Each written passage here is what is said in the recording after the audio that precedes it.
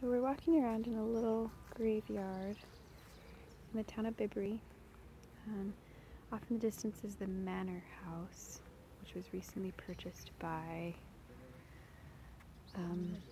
someone wealthy. I can't remember who he said it was. Someone from Apple? I don't know. I can't remember. But we're in the yard of this really beautiful church. This isn't even the best view of it. That's all on the other side. But it's just so cool to see the old gravestones. Some of them are sinking in the ground. Like if you look at this, they're just starting to sink, or even they're tipping. They're leaning over and also on each other. And then Kyler is going to tell us some. They're just kind of falling over. Lots of them are doing this. It's kind of cool. You see this. So there are several different gravestones that have this look to them, and they're pretty unique to this area. And we were told that one of the theories of this specific type of gravestone or tombstone is that Christopher Wren, who was the architect after the Great Fires in London, and he was part of the construction afterwards.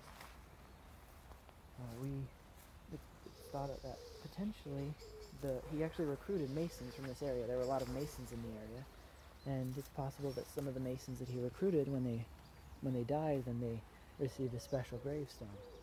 That's one theory, at least. But I don't know the evidences behind the theory, but that's one potential reason for them. And Kyler, do you remember who he said it was that recently bought this manor? Oh, he said there was somebody, an architect, a designer, an executive of design from Apple, who potentially bought this home over here that you're just looking at. Yeah. I'm wondering what all these cute little ribbons are on the trees.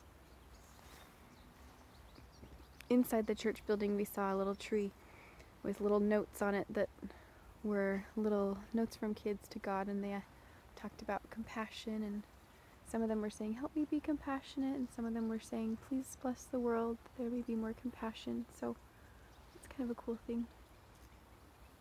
Last night he said there was a candlelight ceremony that we missed.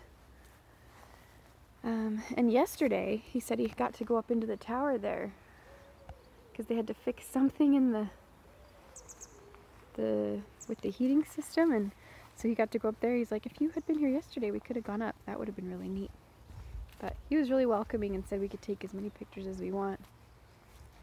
Said if we went around the other side of this building, the front side, we could get a really nice view. And he told us where we could find the street where they took some filming for the movie Stardust. So if we have time, maybe we'll stop over there. Oh, these graves are hidden far out of the way. He also said that if we went around this way, there would be a stone with some Gaelic symbols on them, and said that that's pretty unique, and that there were actually more of them, but the National Museum now has them because they were too valuable to leave lying around. Is that the stone? I don't know if that's the stone or not. I'm looking for it. I don't see the symbols that he was talking about. No, I don't think this is it.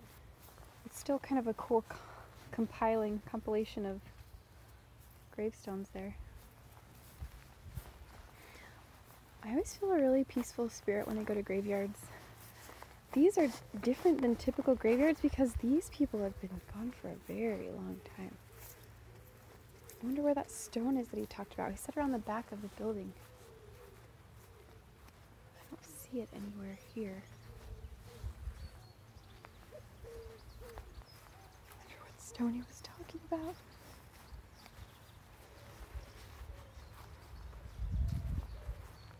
It'd be really cool to find it. He did say they had to do some construction and fixing on some of the stones. They don't have the same stone available. The original stones that were used on some of these were from a mine nearby, and it would cost too much to reopen the mine, so they've had stone workers find the closest thing they could, and they've got kind of a sandstone.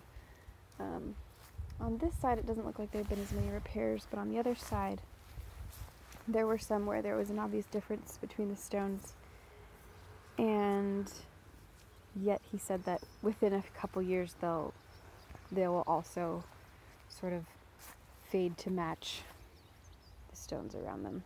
So that's kind of neat that they have people who can figure that out and make it so that they'll kind of blend in with what's going on. These are really neat. It's very different too. He said it was kind of swirly. Yeah, he did, didn't he? I don't know if that's it. I don't know It's either. 1857, right? Yeah, you can see the date very clearly right here.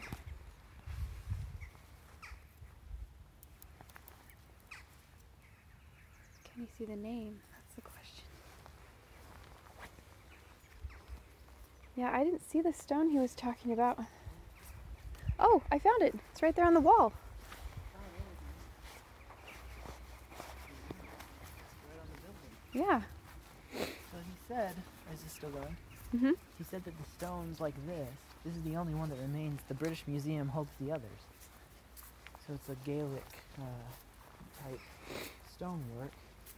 And look at it, right there. Which is interesting because that's the same symbol that we saw on the door of the church building as we entered in.